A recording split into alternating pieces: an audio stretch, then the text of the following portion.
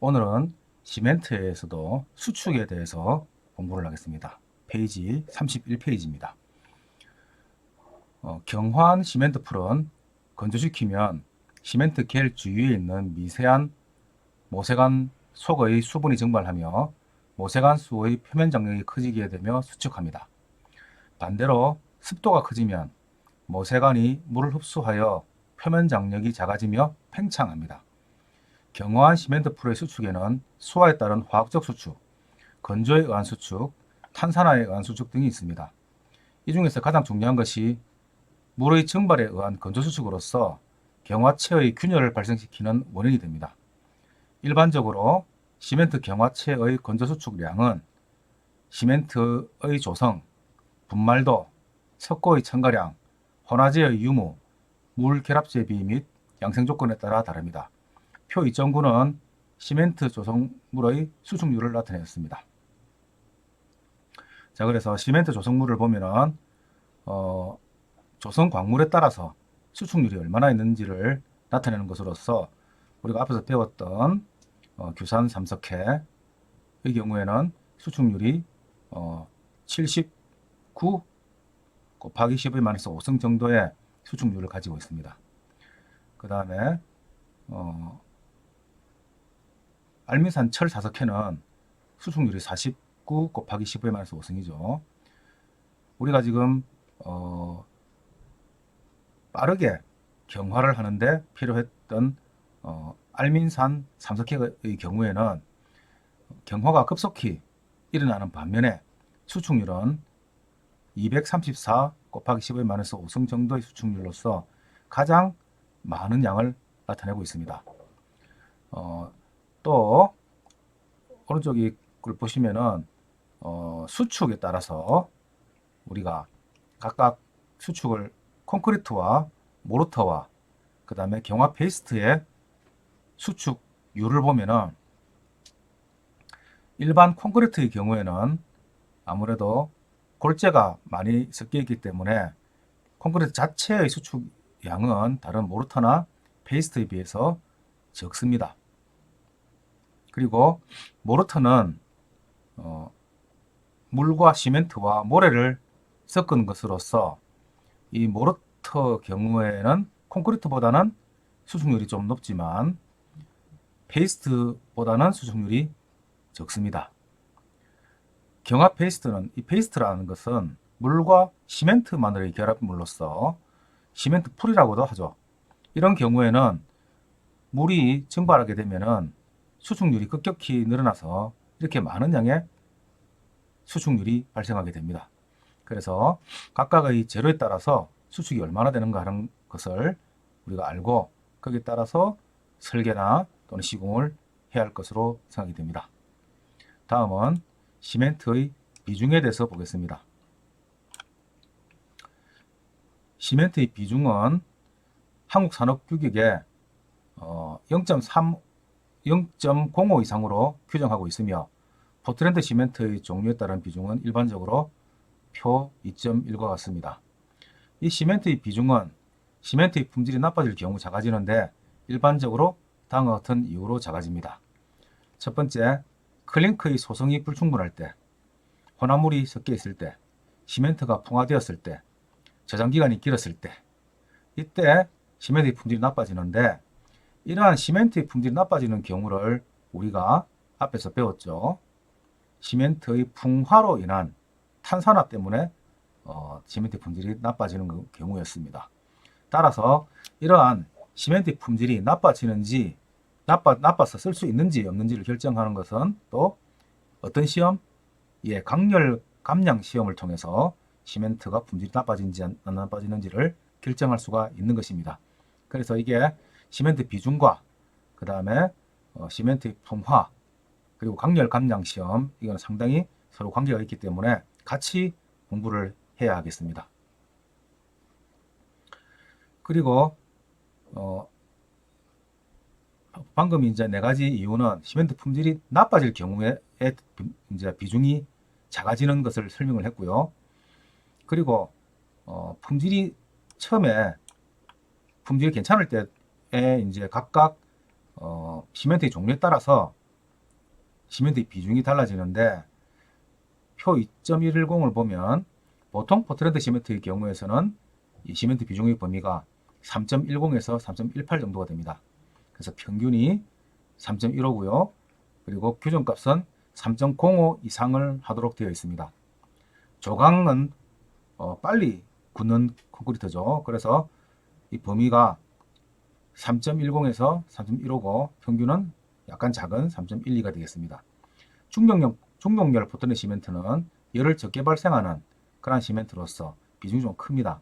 3.18에서 3.23 정도, 평균은 3.20 정도로 정하고 있고요. 규정값은 전부 다 3.05 이상으로 규정되어 있습니다. 따라서 다시 말하면 규산이나 그 다음에 철 등이 많으면 비중이 커지게 되고 우리가 말하는 석회, 산화칼슘 또는 알루미나, 알민산 등이 많아지면 비중이 작게 됩니다. 그래서 아까 이 알민산이 많아지면은 조강에 관계가 있다 했죠. 그래서 조강 포트랜드 시멘트는 이렇게 비중이 작게 나타나는 것입니다. 그래서 이거 모든 것들이 서로 불가분으로 연결되어 있기 때문에 연결 관계를 잘 이해하고 파악해야겠습니다. 다음은 시멘트의 분말도입니다. 시멘트의 분말도도 시멘트의 응결과 경화에 많은 영향을 차지합니다. 그래서 이 분말도도 상당히 중요한데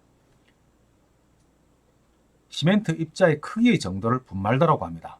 그래서 입자가 얼마나 가늘게 곱게 만들어지냐에 따라서 입자가 가늘면 가늘수록 분말도가 높은 게 되겠습니다. 또 입자가 가늘면은 비표면적이 커지게 되겠죠. 그래서 이 분말도와 비표면적은 서로 관계가 있습니다. 그리고 시멘트 입자가 미세할수록 분말도가 크다고 말합니다. 시멘트의 성분이 일정할 경우 미세한 분말, 즉 분말도가 큰 시멘트는 다음과 같은 성질이 있습니다. 첫 번째로 물과 혼합 시 접촉 표면적이 커서 소화작용이 빠르다. 아까 비표면적이 크다 했죠. 분말도가 큰 시멘트는 초기 강도 크게 되며 강도 정립률이 높다. 블리딩이 적고 워커블한 콘크리트가 얻어진다. 이 워커블은 뒤에서 콘크리트의 워커빌리티에서 한 번 더 설명을 할 예정입니다. 색이 밝게 되며 비중도 가벼워진다. 아까 비중과 관계를 앞에 표 2.1에서 설명을 했죠. 다음에 풍화하기 쉽고 건조 수축이 커서 균열이 발생하기 쉽다. 이러한 성질이 있습니다.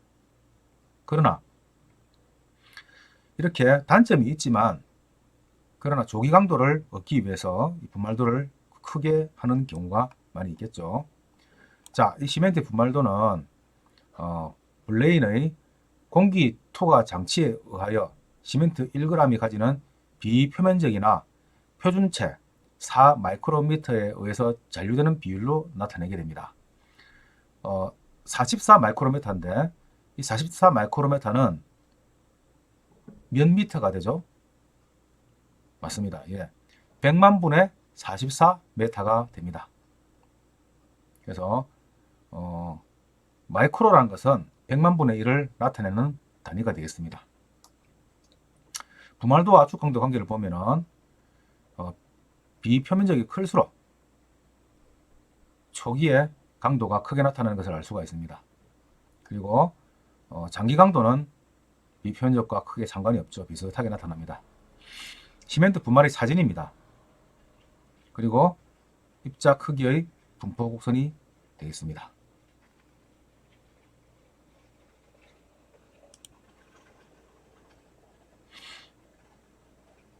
자, 그리고 표 2.11은 우리가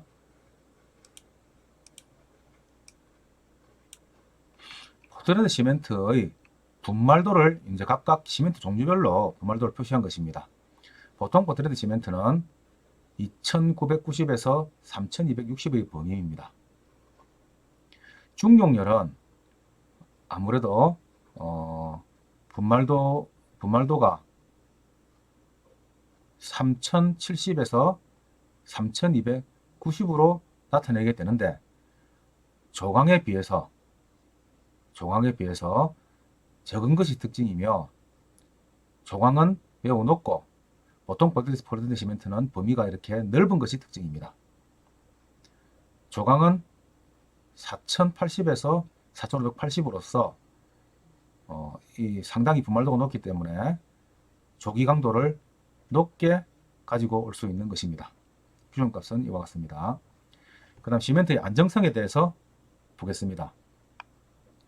시멘트의 안정성이란 시멘트가 경화 중에 최적이 팽창하여 팽창균열이나 휘임 등이 생기는 정도를 말합니다. 이러한 최적이 팽창함으로써 팽창균열이 생기는 이러한 것을 이상팽창이라고 하는데 이 이상팽창의 원인으로서는 시멘트 클링커의 소성 불충분에 의하여 유리석회에 의한 시멘트 바실러스의 생성 등을 들 수 있습니다. 그러나 최근의 시멘트는 제조기술의 진보에 따라서 안전성이 불량한 경우는 거의 드물며 마그네슘의 함유량을 5% 이하로 제한하고 있습니다. 우리나라 산업교육에 의한 시멘트 안정성 시험은 KSL 5107로서 시멘트 오토클레이브 팽창도 시험에 의해서 하며 안정성의 규격은 표 1.2와 같이 나타내고 있습니다. 이 시멘트 각각 오토클레이브 팽창도 또는 수축도 시험을 해서 0.08 이하, 0.80 이하, 그 다음에 백색은 0.8, 포트랜드 포졸라는 0.5, 플라이시는 0.5 이렇게 규정을 두고 있습니다. 다음은 시멘트 강도입니다.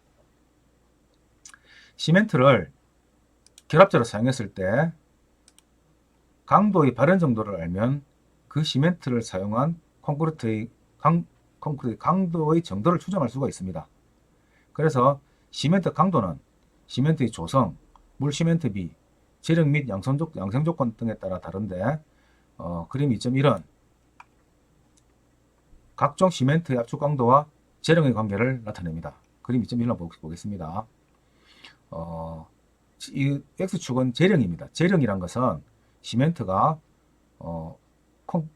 콘크리트가 물과 만나서 수화작용을 일으키기 시작하는 때부터 해가지고 7일, 14일, 21일, 28일, 35일 이렇게 나타내는 것으로서 재력에 따라서 각각의 압축 강도를 구해보니 7일 강도만 가지고 비교를 하면 알루미나 시멘트가 가장 높게 나타나며 그 다음 조강, 초조강, 조강, 보통 그리고 중용열이 7일 강도에서는 가장 낮게 나타납니다. 그러나 14일, 21일이 갈수록 중용열은 계속 천천히 강도가 증가하는 반면에 알루미나 시멘트나 초조강 시멘트는 초기에 강도가 발휘되고 그 뒤에는 더 이상 강도의 증가량이 없고 오히려 알루미나는 이렇게 줄기까지도 하는 것을 볼 수가 있습니다. 이 시멘트 강도를 알기 위해서는 시멘트 풀의 강도가 아닌 시멘트 모르타르의 강도로서 나타내게 됩니다. 시멘트만의 강도를 구하기가 어렵기 때문에 시멘트 모르타르의 강도를 나타내게 되는 것이지요.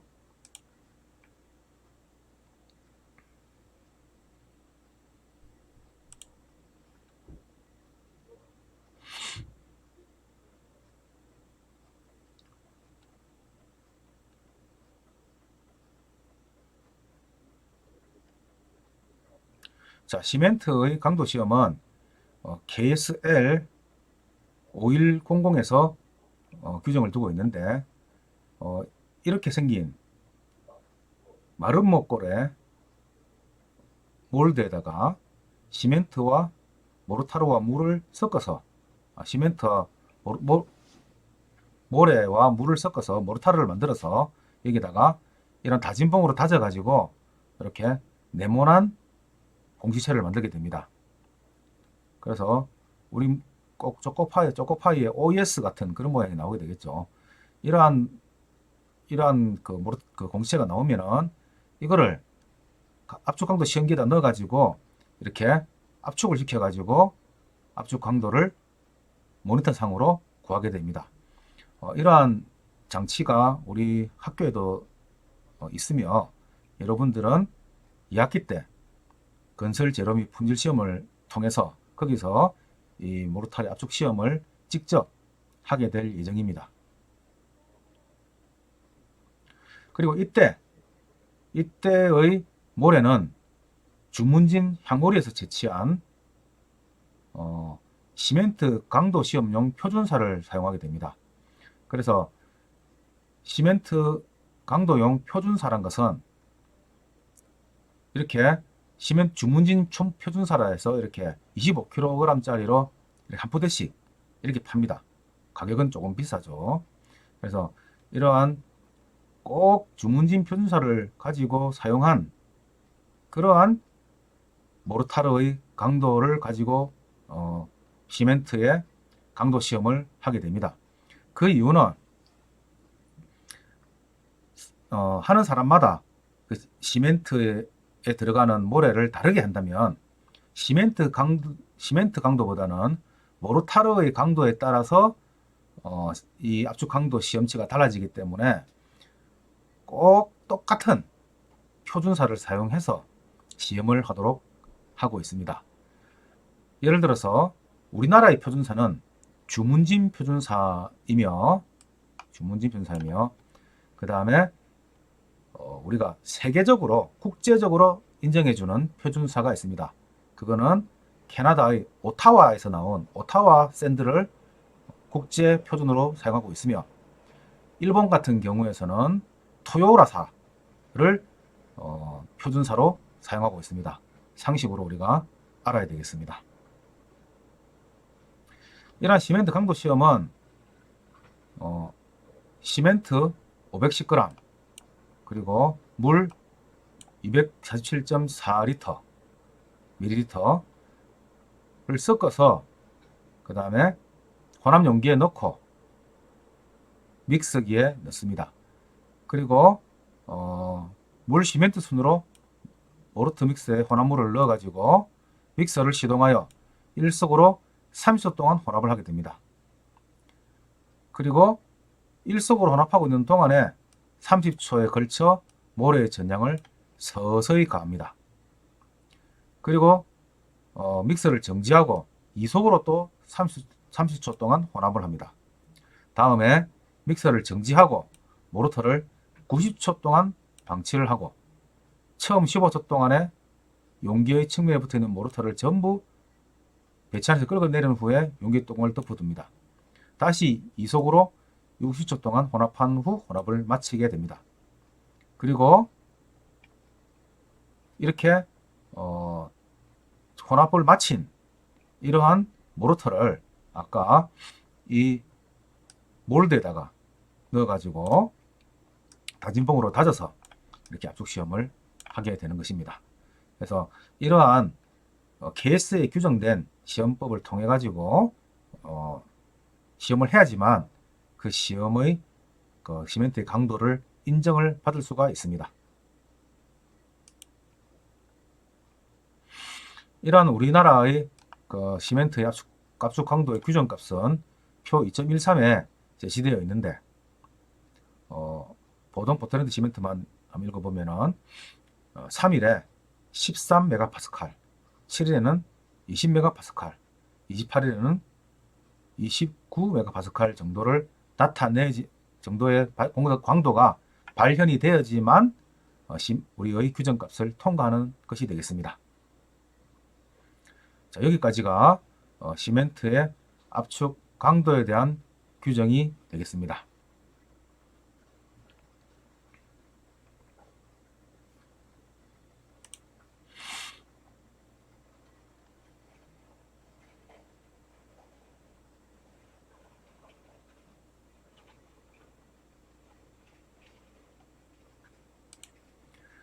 다음은 포트랜드 시멘트에 대해서 공부를 해보도록 하겠습니다. 이 포트랜드 시멘트는 우리 앞에서 배웠던 것 같이 보통 중용열, 조강, 저열 및 내황산염 포트랜드 시멘트가 있습니다. 이외에도 백색 포트랜드 시멘트가 있죠. 제일 먼저 보통 포트랜드 시멘트를 보시면 포트랜드 시멘트와 조강 포트랜드 시멘트의 거의 중용열과 조강의 중간 성질을 가졌다. 그래서 막 가장 많이 보편화돼서 쓰는 시멘트로서 우리나라 전체 생산량의 90%가 이 보통 포틀랜드 시멘트가 되겠습니다.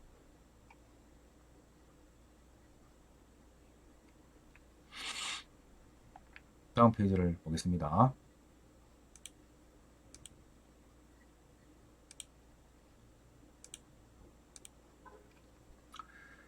다음은 중용열 포틀랜드 시멘트입니다.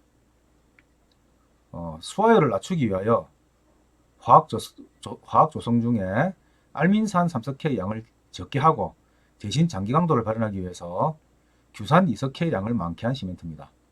또한 수화열도 7일에 70칼로리 per 그램 이하, 28일에 83칼로리 per 그램, 1g당 83칼로리 이상을 발현하지 못하도록 그 이하로 규정하고 있습니다.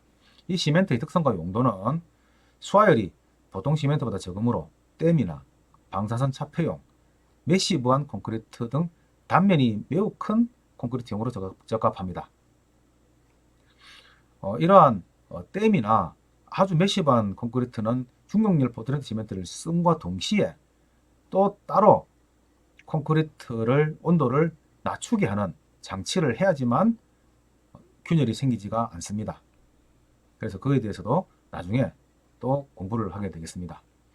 그리고 조기 강도는 보통 시멘트에 비해서 적으나 장기 강도는 보통 시멘트보다 크거나 약간 같다고 되어 있습니다.